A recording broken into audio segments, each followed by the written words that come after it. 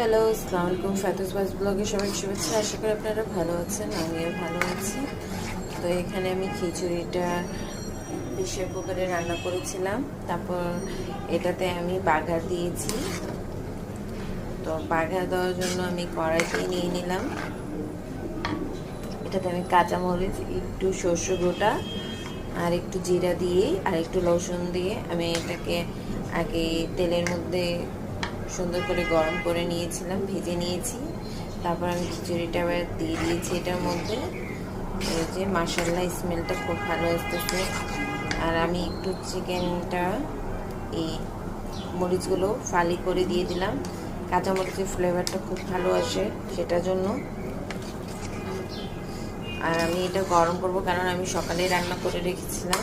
তো এটার জন্য আমি এটাতে দিয়ে দিচ্ছি, নাহলে আমি খিচুড়িতে বার্গার দিয়ে ওই পাত্রতেই দিয়ে দিতাম, প্রেশার কুকারে। কারণ এটা আমার গরম করতে হচ্ছে, সেটার জন্য আমি এটাতেই আবার ট্রান্সফার করে নিয়েছি যে না থাক, এটাতেই রান্না করে নিই।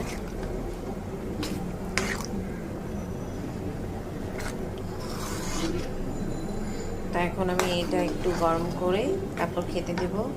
আর উপর থেকে আমি আবার ধনে পাতা কুচি দিয়ে দিচ্ছি।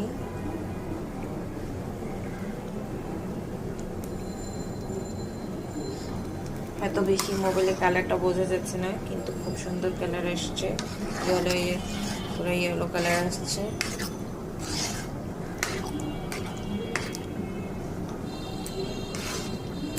কারণ আমি অতিরিক্ত আবার ঝাল দিইনি, ঝাল দিলে লাল হয়ে আসতো। আমি দিইনি কারণ আমার শাশুড়ি খেতে পারবে না বেশি ঝাল খাবার।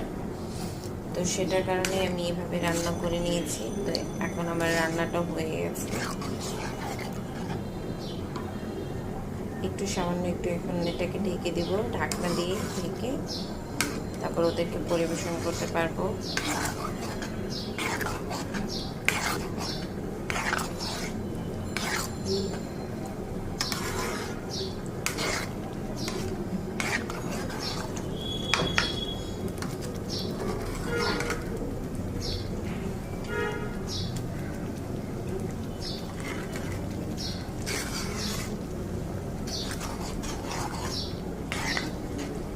দেখতে পাচ্ছেন তো মাশাআল্লাহ, খুব সুন্দর হয়েছে। তো আশা করি আজকে আমি বোনা কিছু ছিমি মটর দিয়ে আর রান্না করেছি বুটের ডাল, ছিমি মটর, মসুর ডাল, ভাতের চাল আর সামান্য একটু পোলাও চাল নিয়েছিলাম এটাতে। তো আমার রান্না শেষ।